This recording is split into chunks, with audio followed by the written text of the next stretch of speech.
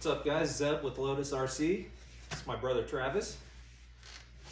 So tonight we're going to be reviewing the Redcat Gen 7, which my brother's has a spider crawling off the back of. Doesn't surprise me.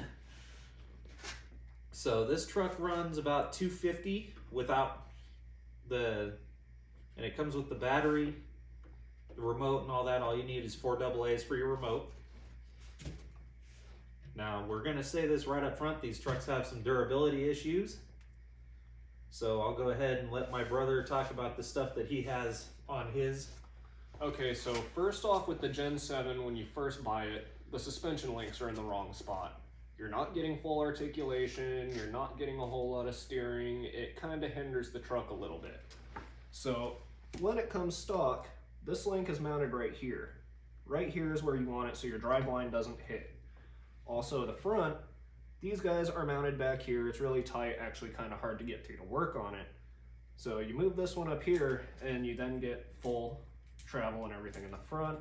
This one has all the free mods, the shocks laid back where they should be, and honestly it crawled really well, but as my brother here was saying, there's durability issues. Look at this. I completely bent my axle shaft. Even after putting aluminum caster mounts and everything, I had a wheel hex fall off. And this was during light crawling. Yeah, this wasn't even into the gnarly stuff yet. Durability wise, Redcat does leave a lot to be desired. This right here is a very capable truck. This one, sadly, I did not get to actually test. I did the 100mm Desert Lizard shocks, medium springs with a light droop spring. It's got a lot of flex range to it. Just, again, it broke before I could even test it. Alright, so now that being said, out of the box, this thing's a little spider, and we'll have clips after we're done talking about it, where this truck here was following his little blue rig back here, the Element RC Trailwalker. This thing was following that through some pretty gnarly stuff, but for some reason the diff housings and axles and stuff don't work out terribly well. Now keep in mind, this is a Capri Sun packet. We are still adults, we're still playing with RC cars. Fight me. Alright, so these body clips hold in pretty nice. I did lose one my first trip out, and you're gonna see probably that I have aluminum body posts in here. That's because our boy Tim, you've seen his rig in a couple of teaser clips of this truck. It's the blue TRX4. He backed into me and plowed my front posts out. And he also made it so I can make a finger puppet out of my body. Here's regular. He's got a nice little hole in there. Travis has the stickers and stuff on his to make it look cooler. Sticker bond and everything. And I too have a Capri Sun. Fight me. So here she is from the front. Now my bumper snapped off. That was me being a moron trying to climb the porch. Mine's been cut down. Yeah, he trimmed his off right here. You actually have pieces that come out with headlights on them. I'm not going to bother putting a new one on. I had ordered one, but then Tim, when he busted up my body, he bought me a Chevy C10 body, and that's going to go on this. So the stock shocks are like pudding compared to Travis's over here. And now you can see, I'll pull mine around front. Go ahead and turn yours so they can see. You can see the difference in where the links are mounted down in here. And this is, as far as I know, this battery cable connector is Redcat's own proprietary thing. I've never seen this on any other vehicles that I've watched videos on. Now mind you, also right here, you can see on the chassis, as I was saying, my shocks are laid back. So I actually moved my body posts and flipped everything so it's back here. My shocks, his are mounted right here, mine are mounted right here, and they're up a row. So I actually lowered my center of gravity and laid my shocks back for maximum flex. Again, it's a major bummer this thing went down on me before I could even get some footage of it after the work. Yeah, and another thing he did to his is he did some steering modifications to where he gets a lot more steering angle. If you watch right here with mine, might help if I turned on my radio. That's your steering angle. It's supposed to be, I believe, like 30 something degrees is what's stock. And another thing about them is they're super touchy. If I were to barely hit this trigger, my truck could be running you guys over. Redcat makes a very hair trigger response, so I need to figure out how to smooth that out. Other than overly touchy response on these trucks, the 550 motor, the Hexfly ESC, actually the stock steering servo is pretty substantial. It just doesn't offer much angle and it's a little low on torque. I would upgrade maybe to 25 to 35 kg on it.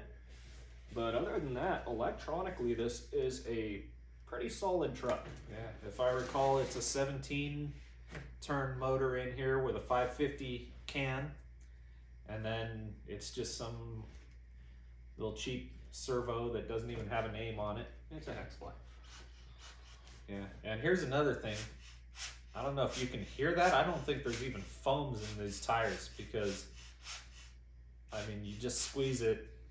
That's one thing And I air did comes learn. out. I tinker with wheels on everything from a real car, a motorcycle, RC cars, model cars. I play with wheels.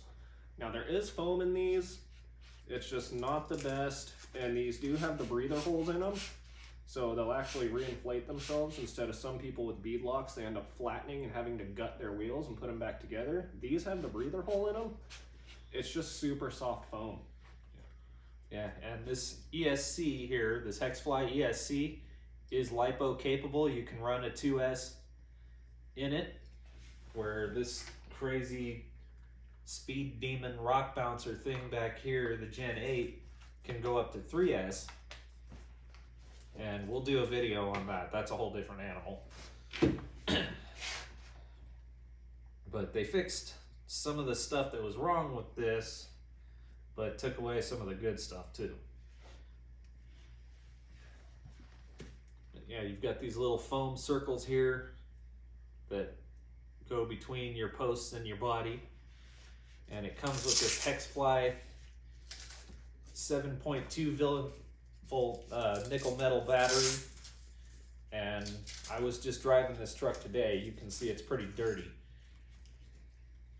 So this is your stock battery that the truck comes with out of the box. And we ran for what, probably a good 30-40 minutes runtime. More than And that, I'd say. I still have enough juice that if I wanted to go do some more crawling, I could. So it's got a decent battery life on this little nickel metal battery, and it's just held in with these Velcro straps right here.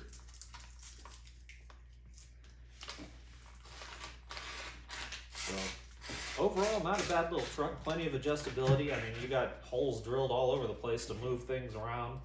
You can bring your bumper out to where the front of your bumper would be touching my trigger right here, and your back bumper to where it would almost be touching my body over here. Now, if you're starting out, I would say this is absolutely a solid truck. It's great for starters, but if you're wanting to just get something and send it, personally, I would not go with the Redcat just due to the durability issues. If this truck was built more durable, if it had more metal from the factory, because that's the main things that keep snapping is the plastic. You upgrade to metal, it's solid. Yeah, But one other thing than that, too it's a is great truck. Honestly. I have emailed Redcat, you know, asking them questions about their vehicles so I can fix them. Like this one, the Gen 8 puked a bunch of shock oil out within 2 hours of drive time.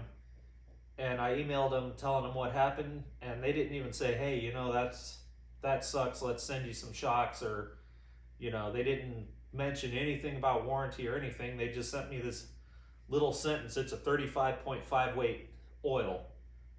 So they, you know, they don't even say, hey, you know, can we help you with this?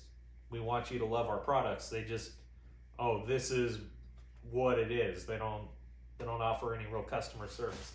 So personally, a starter rig that my brother and I both agree that you should buy instead of these Redcats, the Element Enduro Trailwalker.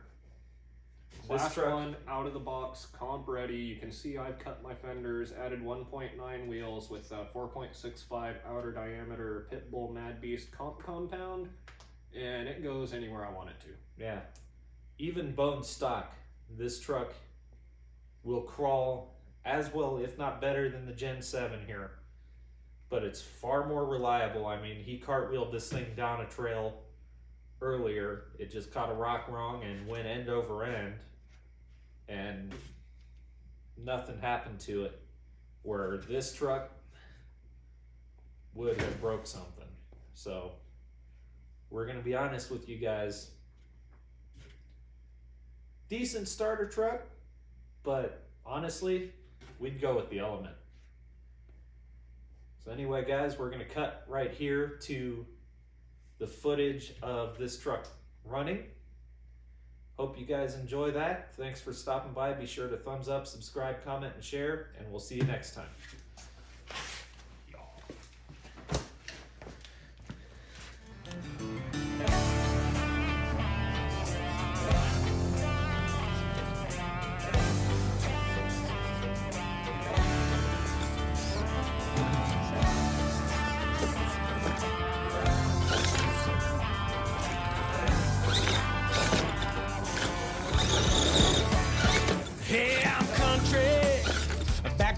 And hungry, I spend every Sunday just living good.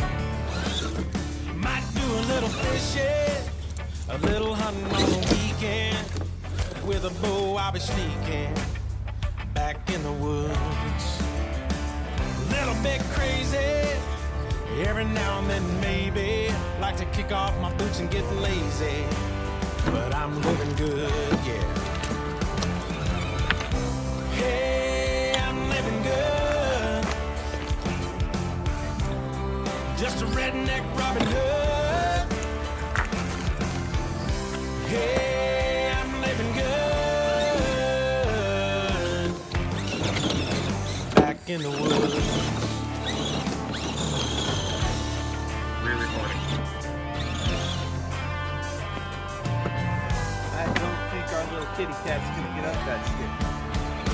Less than a mile or so to the end of the dirt road. There's a place us country folk go to have a good time, yeah. Keg of beer and a bonfire, locking hubs on a mud tire, jumping rabbits through the barbed wire by the moonshine still. Down by the river bend, living life like it should have been, praying these days won't ever end. We're living good, yeah.